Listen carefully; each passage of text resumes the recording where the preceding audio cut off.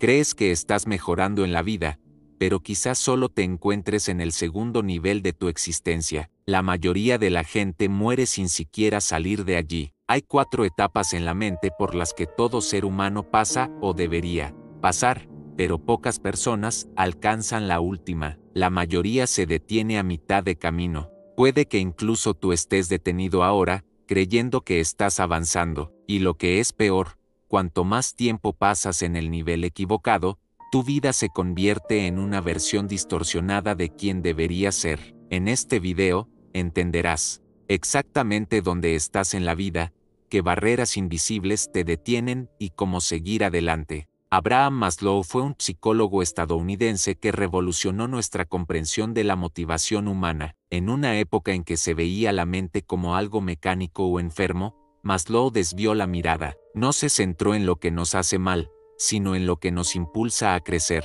Él fundó la psicología humanista, una corriente de pensamiento que concibe al ser humano en constante evolución, impulsado no solo por la voluntad de sobrevivir o por costumbres sociales, sino por un profundo deseo de realizarse y trascender. Su modelo más conocido, la jerarquía de necesidades, ilustra una escalera interna que todos subimos, consciente o inconscientemente, a lo largo de la vida. Maslow veía la vida como un viaje donde cada fase de la existencia nos invita a guiar nuestras acciones por deseos cada vez más profundos, nobles y universales. Inspirado en esta idea, este video propone una visión simbólica de 4 grandes etapas de la vida, reevaluándolas desde una nueva perspectiva, basada en la pirámide de Maslow. Cada fase revela un cambio en lo que nos mueve, en la forma en que buscamos significado, aceptación, cómo nos expresamos y,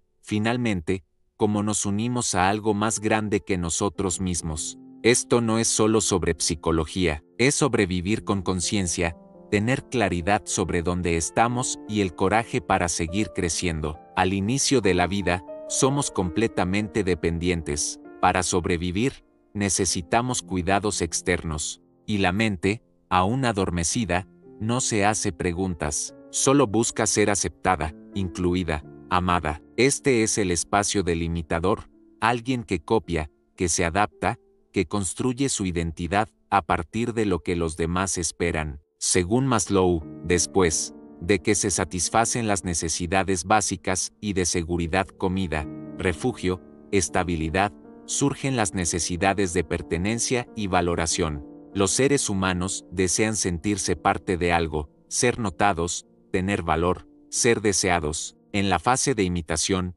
el deseo de aceptación es tan fuerte que la persona a menudo oculta su verdadero ser, usa máscaras, copia formas de actuar, sigue valores sin cuestionarlos. La identidad se moldea a partir de la cultura, la familia y los modelos que la persona admira. Este proceso no siempre es negativo. Todos comenzamos imitando, es copiando que aprendemos a hablar, las reglas sociales, lo que está bien y lo que no. Pero el problema surge cuando la imitación se prolonga más de lo debido, cuando la búsqueda de aprobación oculta nuestra propia esencia. El imitador ve su valor en lo que los demás piensan. Su estado de ánimo depende de los cumplidos. Sus elecciones siguen las tendencias. Sus ideas son débiles porque no provienen del pensamiento propio, sino de la conformidad.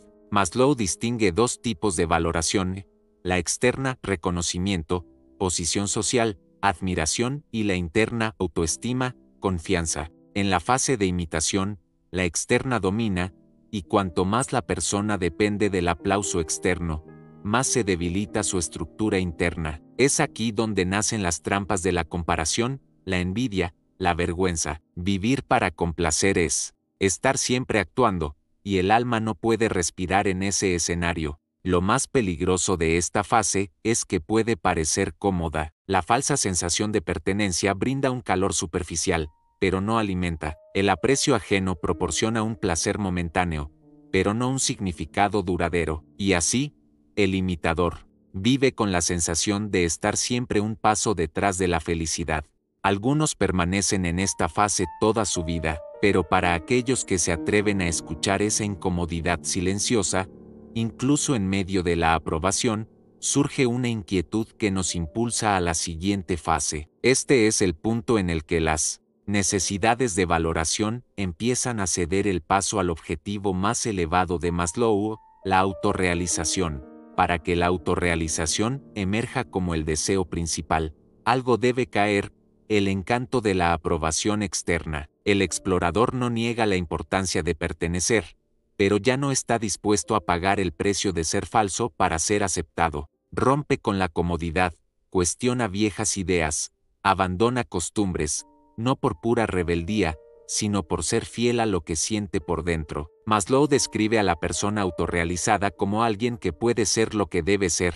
La vida ya no es una mera respuesta al mundo, es una búsqueda para encontrar lo que late dentro de ti. En esta etapa, surgen nuevas preguntas.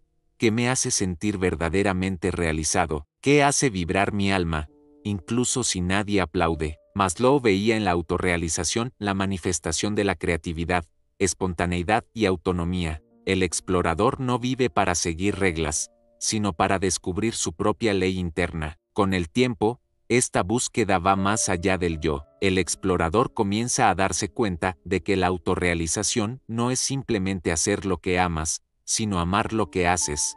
Desarrolla una profunda aceptación de sí mismo, de sus defectos, sus dificultades, sus capacidades. Es una fase de crecimiento interno rápido, pero también incierto. La identidad está en constante transformación. Maslow reconoció que este proceso puede ser doloroso. Muchas personas autorrealizadas a veces se sienten solas porque, al vivir con autenticidad, pierden ciertas conexiones basadas en la falsedad.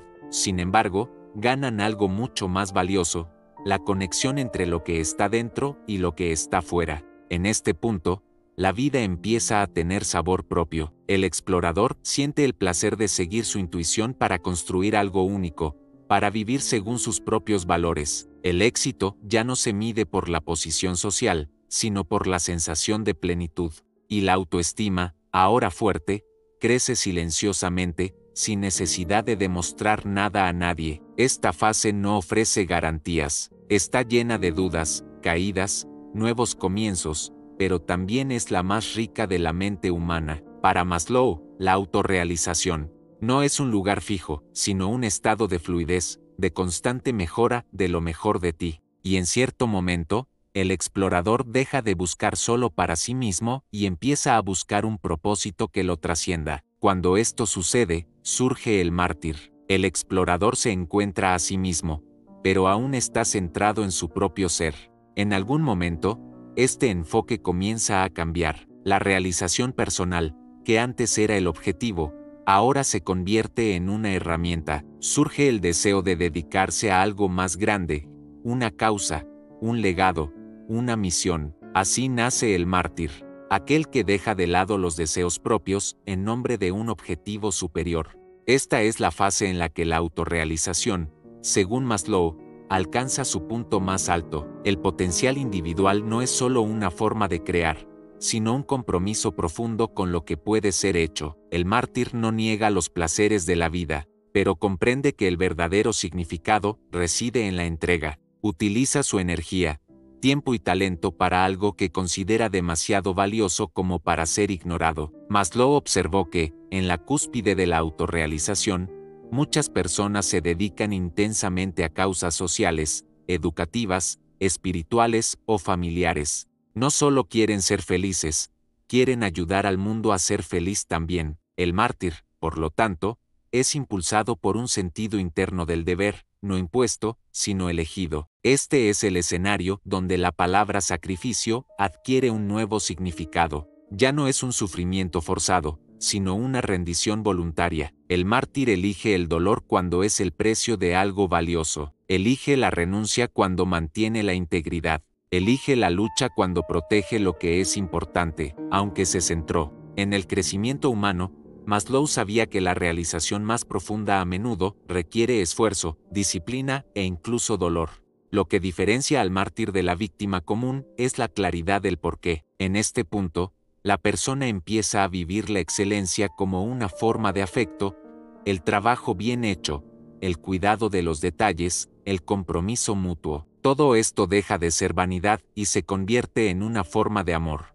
El mártir no solo quiere ser bueno, quiere hacer el bien y hacer una buena obra. Es el artista que crea para elevar, el maestro que enseña para liberar, el líder que sirve, el padre o la madre que se dedica en cuerpo y alma. Maslow hablaba del metamor, un amor que no nace de la carencia, sino de la abundancia. El mártir vive este amor. No necesita recibir para dar, da porque está completo. Otra característica de esta fase es el deseo de dejar algo que perdure más allá de la propia vida. El mártir quiere que sus acciones, sus palabras, sus enseñanzas no queden por vanidad, sino por responsabilidad.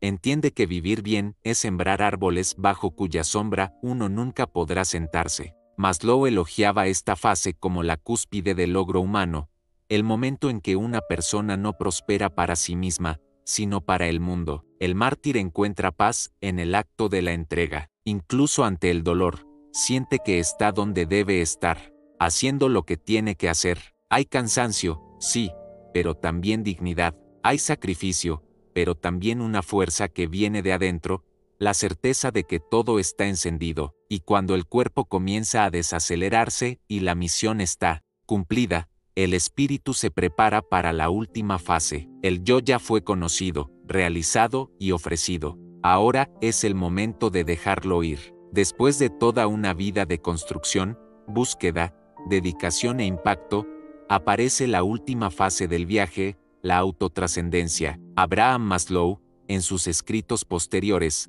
incluyó este paso más allá de la autorrealización, un lugar donde el yo ya no es el centro, sino un canal. Esta es la etapa del mortal, no como alguien derrotado por la muerte, sino como quien la entiende y la acepta. La existencia ya no gira en torno a afirmarse, sino a aceptarlo todo. Maslow definió la autotrascendencia como la capacidad de ir más allá de las propias necesidades, vivir por ideas, experiencias y propósitos que están fuera y por encima de uno mismo. El mortal, entonces, es aquel que ya no busca construir identidad ni legado, ya lo construyó, ahora lo que busca es entregar. Ya no busca control, desea la armonía, ya no acumula títulos, sino sabiduría, ya no quiere ser recordado, quiere transmitir.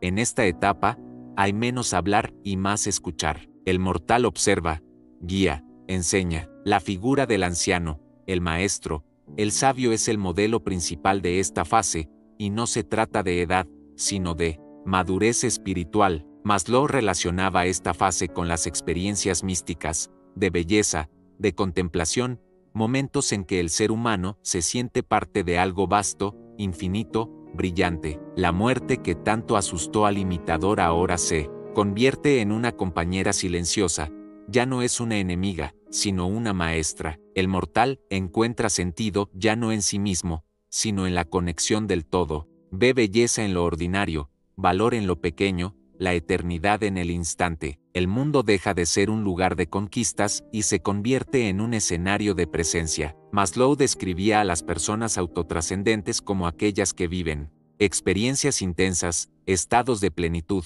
donde el yo se disuelve y solo queda la unión con la vida. No hay ningún deseo de demostrar, conquistar, resistir. Simplemente se rinde. Al final, la autotrascendencia es la muerte simbólica del ego. No se trata de anularse, sino de superarse. El mortal sabe que no es el centro del universo, y esto lo hace libre. Acepta que nada es para siempre, permite que la vida fluya, acepta el paso del tiempo con humildad. El enfoque ya no está en ¿quién soy yo?, sino en ¿qué puedo devolver?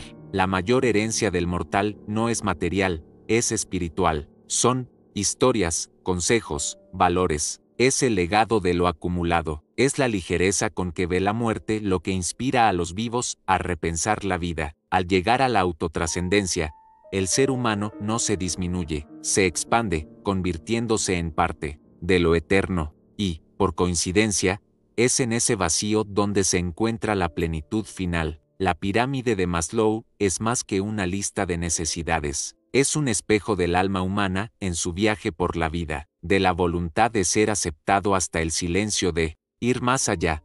Cada paso muestra un cambio en la conciencia, un cambio en lo que nos mueve. El imitador quiere ser amado, el explorador quiere ser auténtico, el mártir quiere ser útil y el mortal quiere ser parte de todo. Estas fases no son fijas ni siguen un orden cronológico exacto. En cada una hay un poco de lo siguiente, un poco de lo anterior. Podemos vivirlas todas en un mismo día, pero comprender estos niveles nos ayuda a ver dónde estamos y, lo más importante, hacia dónde queremos ir.